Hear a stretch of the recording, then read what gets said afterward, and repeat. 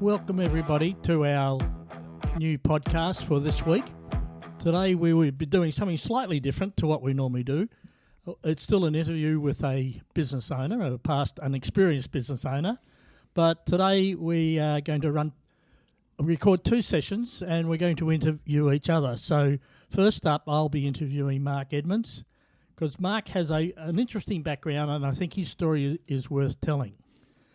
If you looked at his LinkedIn profile, which I did again this morning, you'll notice that he is listed as an experienced non-executive director.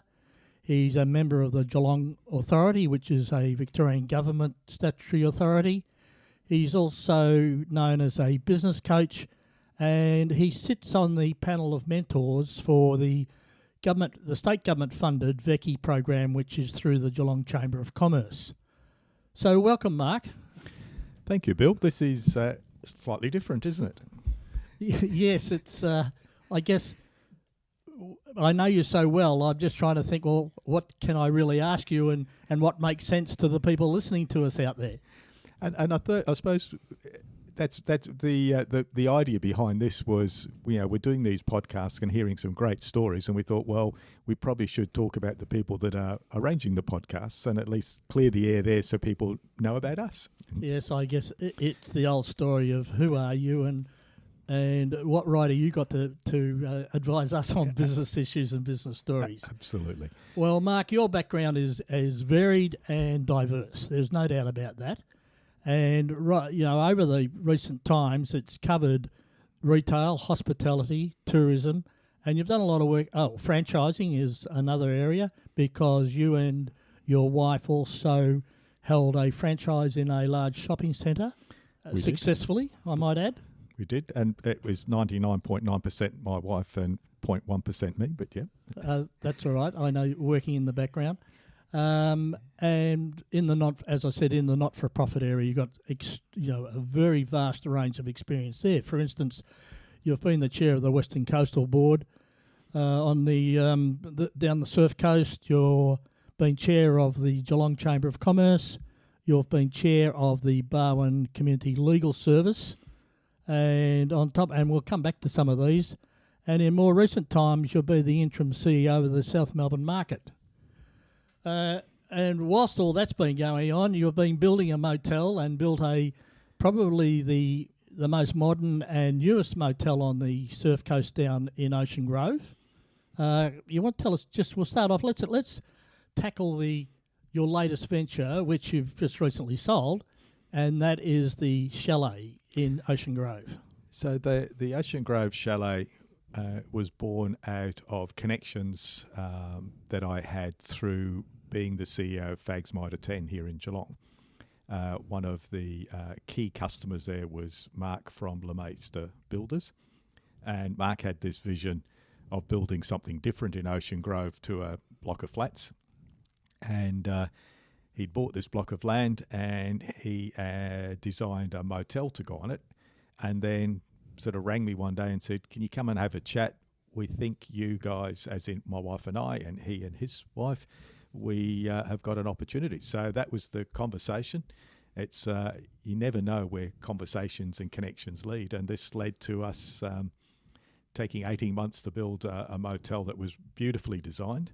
And then none of us had any, well, that's not true. My wife had experience working in motel accommodation, and I, many, many years ago, actually helped a friend open a motel and operate a motel they'd bought in Coffs Harbour. I went and lived with them for 2 weeks, helping them run that. But we started from the beginning and built it up over 4 years, 2 years of COVID, and successfully sold it in March this year. That's an interesting story. Just quickly, the organisation that bought it, you would just elaborate on why they bought it and what they're doing with it? Yes, it was really interesting. It's the Nurses and Midwives Federation, and they approached us on the basis that they had surveyed their members to see what members were interested in as part of their membership of the Midwives and Nurses Federation, and one of them was providing holiday accommodation. So they bought our motel. They've just recently bought one at Beechworth, and I believe they've got a accommodation or a pub in Melbourne, and it's open to their members only, and they have to they get a fully discounted, a really substantial discounted rate, and I think it's a great opportunity, a great idea, and it's something that their members can take advantage of all year round. Yeah, well, that's forward thinking, and that's you're right. It is a great idea. But let's go back to the real beginning. Right back to your beginning, because I know that you came from another country far, far away. Okay, so if we want to go right back to the beginning, I was born in Birmingham in England. At the age of 5, my father, who was an engineer, took the family to India. And from the age of 5 till about the age of 11 or 12, we lived in India, schooled in India. We went to an American Jesuit school. I think there was 1,200 kids there.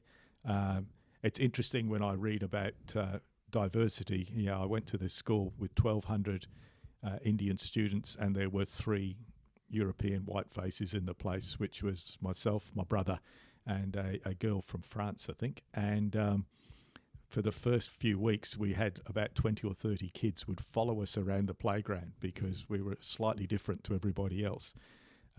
And we were nicknamed monkeys, red monkeys, because when we ran, our faces went red and we were nicknamed red monkeys. But it was great experience. And we moved back to Birmingham, and then my father said, "Where would we like to live?" And I still to this day remember sitting around the kitchen table, and my father saying, "How about we go to South Korea? How about we go to Carolina?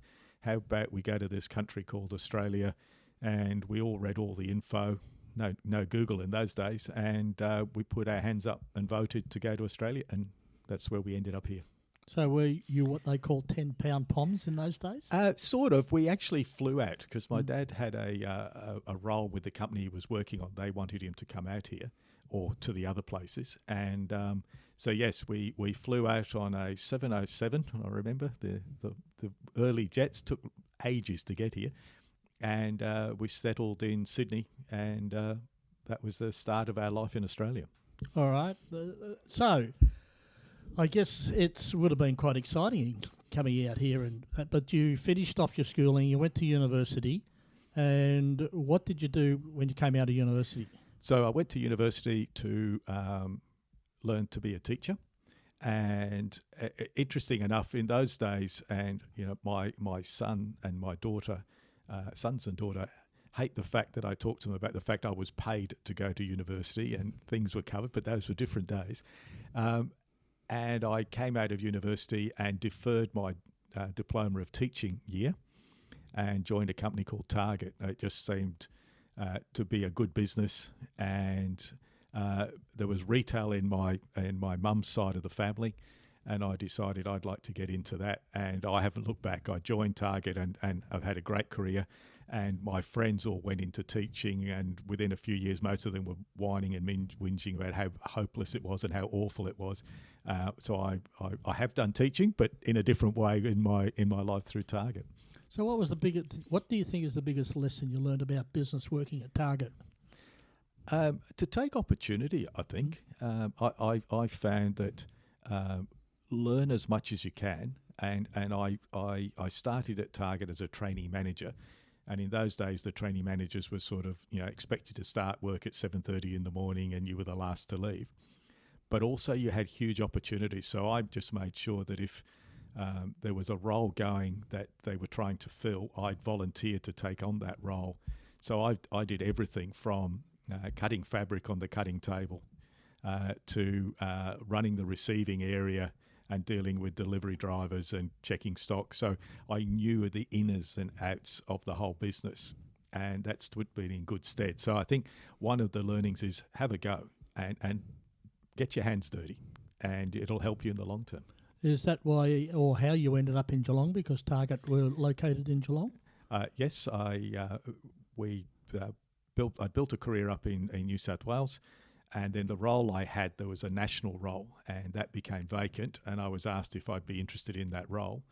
And I was asked on the Friday afternoon. I was in a meeting here in Geelong, and I'd enjoyed coming to Geelong regularly on meetings. And I said to them, "When do I need to let you know by?" And they said, "Monday." And I sort of ummed and ahed at the airport, rang back to the person that offered me the job and said, yes, I'll take it, flew home, and then said to my wife, I've got some good news, we're moving to Geelong.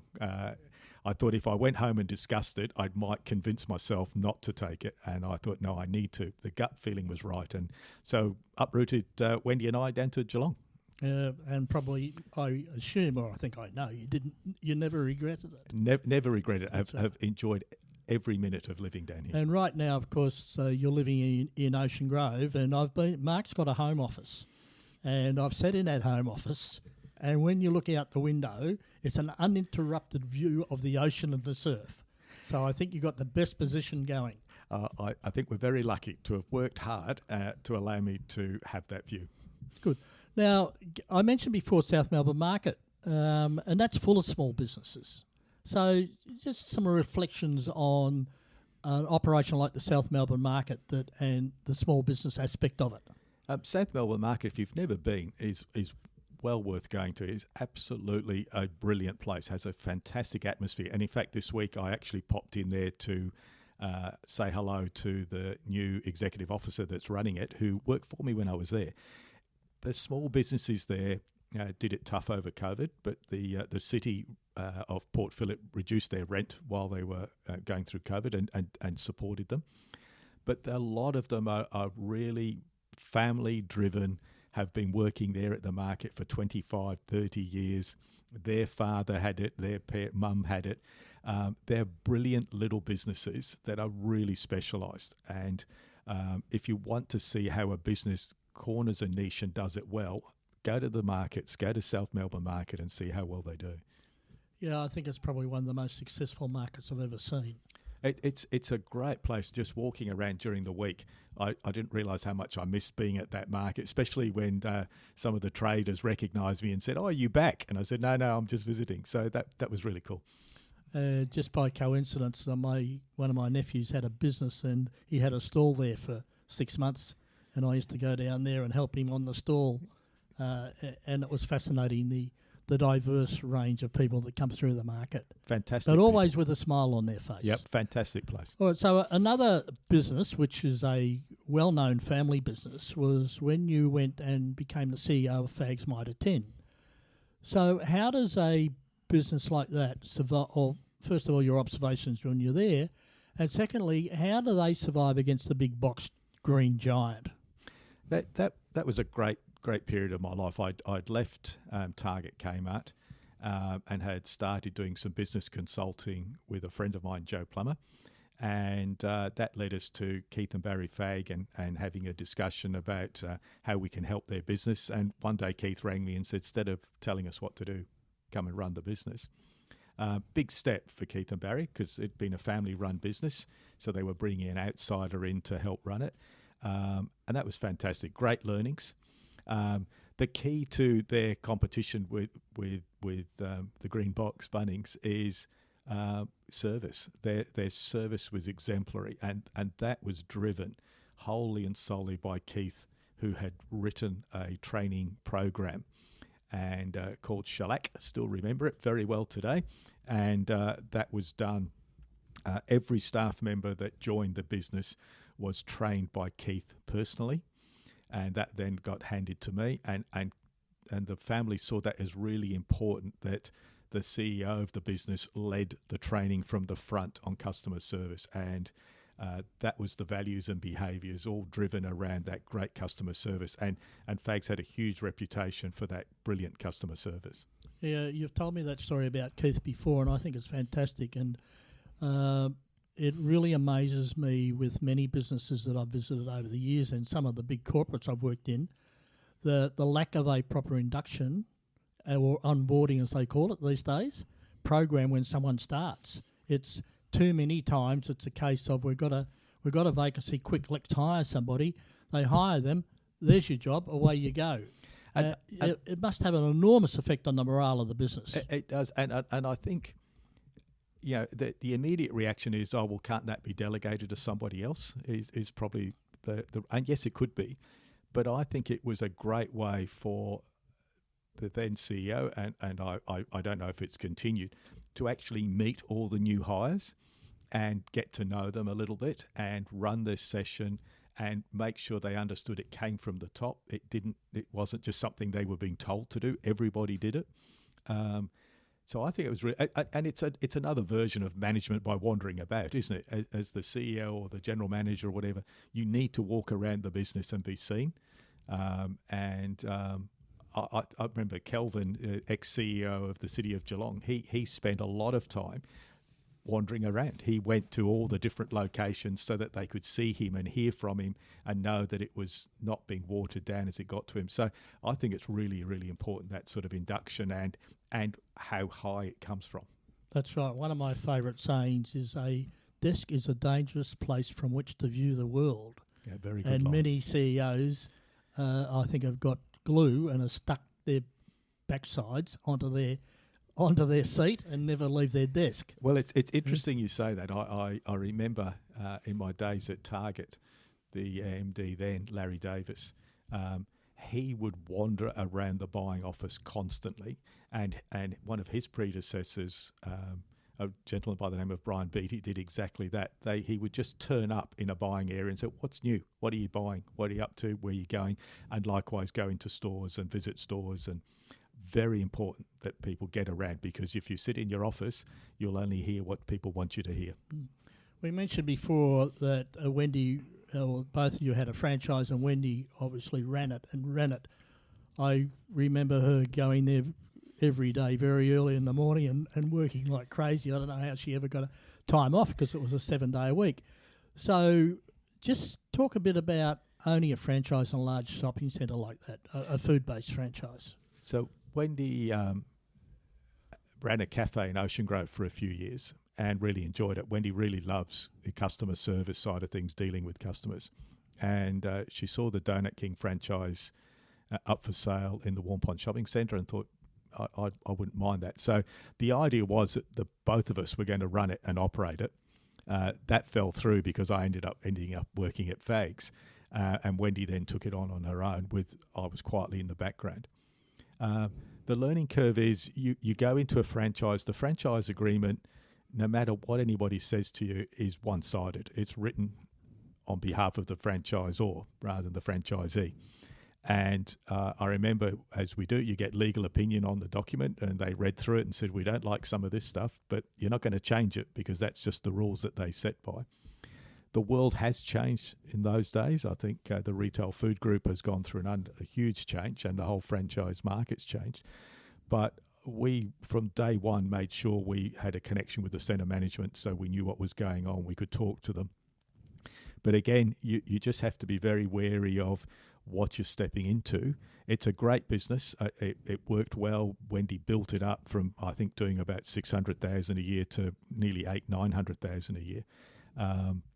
Hard work, but you're a small fish sometimes in these shopping centres. And I know we had a couple of rental negotiations which always started off very uncomfortable because there'd be this ambit claim from the centre on what your rent should be, and then the discussion would start.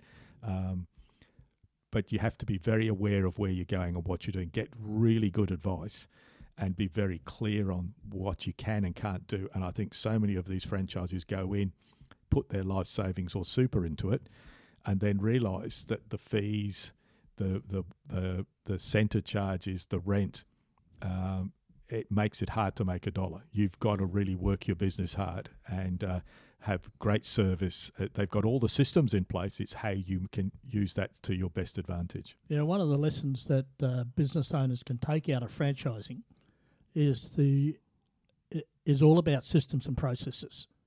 And it's something that we'll talk about another day, because in the future we're going to interview a franchisee from the Clark Rubber Group. All right, moving on. What's the biggest issue facing business operators today? Well, it's interesting. I through the mentoring I do, and also I sit as secretary on the Ocean Grove Business Association and talk to the businesses there. The two things that are striking them is obviously there's a degree of uncertainty, and yes, businesses are doing okay, but interest rates climbing, the lack of staff, that is a huge issue in trying to get people to operate. I know a number of businesses that just don't operate the hours they want to operate because they can't. They haven't got the staff. The interest rates, if they've got a loan, that's a worry because how they're going to pay that. And then you've got energy costs, there's a bit of a perfect storm in expenses.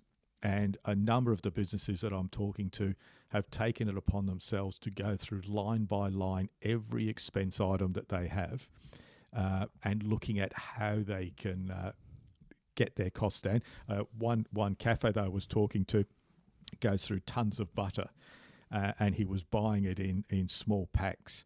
He's now worked out that if he buys it in 10-kilo blocks and he uses a cheese wire to cut it into the sizes he wants, he actually saves about 15% of the cost of the butter. So it's all those sorts of things, is looking at every single expense and not being afraid to query the electricity, the gas, checking where your supply's coming from. And a lot of businesses don't. They may not be aware of where their expenses are, and that's crucial in this current time. So I think the uncertainty of where it's all heading is a real concern. On the other hand, there is money out there, and you can see people spending money. So it's going to be an interesting 12 months. Good. I'm glad you mentioned electricity because that's one of the biggest issues we're facing, or small business in general are facing. And the larger you get, the worse off you're going to be. And it's amazing how many people have automatic payment systems, pay these accounts as they come in. They don't go back and check their original contract, and they don't go back and check when did the companies put through price rises. So I appreciate what you're getting at there. Yeah, it's and I think as every business, I look at, if I go back into my own career at a corporate level, one of my roles at one stage was in Kmart, was looking at the expenses of Kmart, and I started with looking at the phone bills. Now, you might think looking at the phone bill in a corporation at a really high level, there are hundreds of phones around the place, and we discovered that we were paying for phone lines into stores that had never been used, but Telstra or Optus or whoever the company was happily charging us for the use of those phones or those phone lines, and they weren't being used. I think I found there was like 30 mobile phones that we were still paying for, and those people didn't actually work for the business. They'd left and gone. And it's just a matter of having the systems and controls in place and looking at those expense lines. And that's a big company that I worked on. Yeah, I can relate to that and tell many similar stories, which you often see. The larger you are, the worse off it is. That's been my experience. All right, so here we are doing our own podcast on each other. Why did you get into podcasts? I think you asked me to get involved, but I think it's good fun. I've really enjoyed the 4 or 5 people we've spoken to so far. I've learned a lot about them as individuals and about their businesses, and I think people like to hear the stories about how a business started and what they've learned and what they haven't learned. So I just think it's the way. It's a new tool, and yeah, it's fun. It's good fun. Yeah, and it's something you can listen to anywhere and wherever you are. All right, so just one final question, I guess, and it's about you personally. What about outside of work activity? At the moment, my outside work activity is probably sorting out my adult children and where they're heading off to. I've got a daughter that's shifted up to Brisbane, and I've got a son that's about to head off to Perth. The joy of that is next week I'm going with him and we're driving across the Nullarbor to deliver his car to Perth. I've always wanted to do it, but not necessarily in a big rush, but that's what we're going to do. I enjoy going for good walks around the place and investigating stuff. I do enjoy photography, but I've got to get back into it. But my main hobby or interest is mentoring businesses. I really enjoy working with businesses, especially family businesses and small businesses, and helping them through the myriad of life issues in business. Well, it's great to hear all that, Mark, and well done on your career to date. And I know it's not over yet. As you know, I'm working on a program of how we handle the second half of our life, which starts at age 50. So there's lots of opportunities. So thank you for answering my questions this morning. and good luck for the future. Thank you, Bill.